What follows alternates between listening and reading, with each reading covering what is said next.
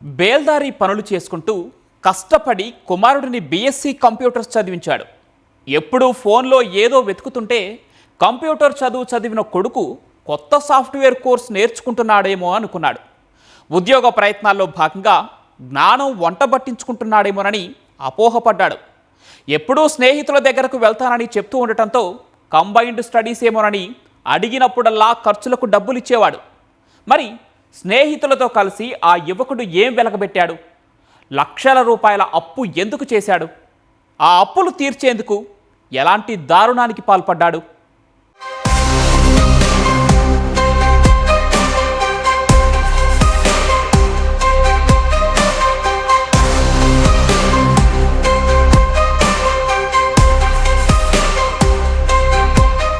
CC కెమెరాలు, సాంకేతిక ఆధారాలు పోలీసు కేసుల ఛేదనలో కీలకంగా మారాయి. వీటి ఆధారంగా గంటలు, రోజుల వ్యవధిలోనే నేరగాళ్లను పోలీసులు పట్టుకుంటున్నారు. కాని ఇవన్నీ లేని కాలంలోనూ అద్భుతమైన దర్యాప్తుతో ఎంతో క్లిష్టమైన కేసులను సైతం పోలీసులు ఛేదించారు. అసలు ఎలాంటి ఆధారం లేకుండా నేరగాళ్లు జాగ్రత్త పడినా అద్భుతమైన పోలీసింగ్ నైపుణ్యంతో దుండగుల ఆట కట్టించారు. కానీ నేడు ఈ సాంకేతిక ఆధారాలకు అలవాటు పడిన పోలీసులు కొద్దిగా పాతతరం దర్యాప్తుపై దృష్టి సారించడం లేదు. కానీ ఇటీవల అనంతపురం జిల్లాలో ఓ వృద్ధురాలి హత్య కేసులో ఎలాంటి సాంకేతిక ఆధారాలు దొరక్కపోవడంతో పాత పద్ధతిలో విచారణ చేసిన పోలీసులకు షాకింగ్ నిజాలు తెలిశాయి.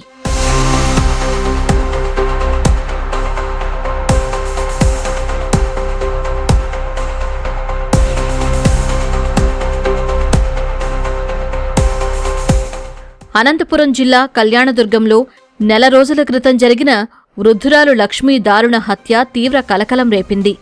వృద్ధురాలి గొంతులో పదునైన ఆయుధంతో పొడిచి హత్య చేసి నగలు దోచుకెళ్లడం సంచలనంగా మారింది. సమీపంలో ఎలాంటి సీసీ కెమెరాలు లేకపోవడం, నిందితుడు సెల్ఫోన్ కూడా తీసుకురాకపోవడంతో సాంకేతికంగా ఆధారాలు సేకరించడం చాలా కష్టంగా మారింది. బాధితులు, స్థానికుల నుంచి తీవ్రమైన ఒత్తిడి రావడంతో 10 మంది పోలీసులతో ఓ టీంను ఏర్పాటు చేసి పాతకాలంలో మాదిరిగా ఆధారాల కోసం దర్యాప్తు చేపట్టిన పోలీసులకు షాకింగ్ విషయాలు తెలిశాయి. వృద్ధురాలికి వరుసకు మనవడయ్యే యువకుడే ఈ దారుణ హత్యకు పాల్పడినట్లు తేల్చారు.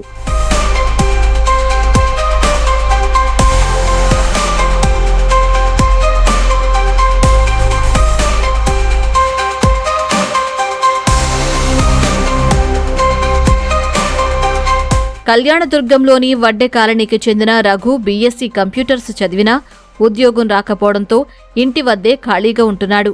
స్నేహితులతో కలిసి జలసాలకు అలవాటు పడ్డమేగాక ఆన్లైన్ బెట్టింగ్ ఆడేవాడు.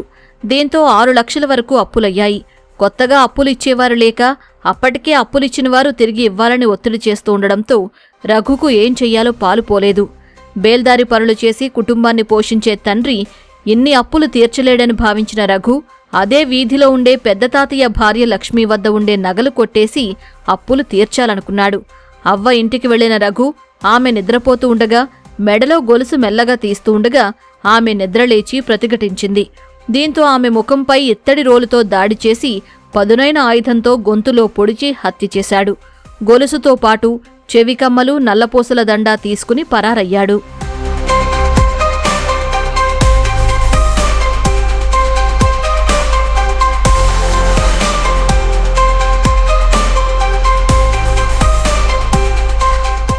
సాంకేతిక ఆధారాలు దొరక్కపోవడంతో పోలీసులు సాధారణ పద్ధతిలో దర్యాప్తు చేపట్టారు. అవ్వను హత్య చేసిన తర్వాత పారిపోయిన రఘు తల్లికి ఫోన్ చేసి తాను ఆసుపత్రిలో ఉన్నానని 2 జతల బట్టలు తీసుకురమ్మని చెప్పాడు. బస్టాండ్ వెనక ఉన్న ముళ్లపొదల దగ్గరకు వచ్చి బట్టలు తీసుకెళ్లాడు. ఆసుపత్రిలో ఉండాల్సిన వాడివి ఇక్కడ ఉన్నావేంటని అడిగితే తర్వాత చెబుతా అని చెప్పి వెళ్లిపోయాడు. పోలీసుల విచారణలో రఘు తల్లి ఇదే విషయం చెప్పడంతో ఆ దిశగా పోలీసులు దర్యాప్తు చేసి రఘును పట్టుకున్నారు. దొంగిలించిన నగలు ప్రైవేట్ ఫైనాన్స్ సంస్థలో తాకట్టు పెట్టి 2 లక్షలు రుణం తీసుకున్నట్లు గుర్తించారు. నెల రోజుల నుంచి కళ్యాణదుర్గం పట్టణంలోని సీసీటీవీలను అలాగే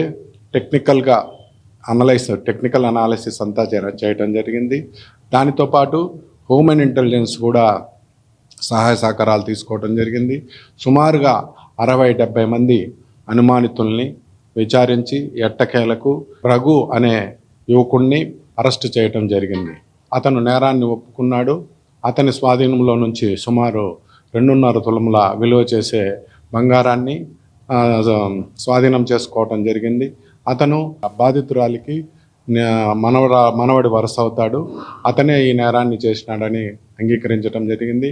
అతడు చెడు వ్యసనాలకు బానిస అయి అప్పుల పాలై దిక్కుతోచని స్థితిలో సొంత బంధువు వరుసకు అవ్వ అయిన లక్ష్మీదేవిని చంపి ఈ కిరాతకానికి పాల్పడటం జరిగింది. ఉన్నత చదువులు చదివినా చెడు వ్యసనాలకు బానిసగా మారి అప్పుల పాలైన యువకుడు వాటిని తీర్చేందుకు ఏకంగా సొంత అవ్వనే హత్య చేశాడు. చివరికి పోలీసులకు చిక్కి ఊసలు లెక్కిస్తున్నాడు.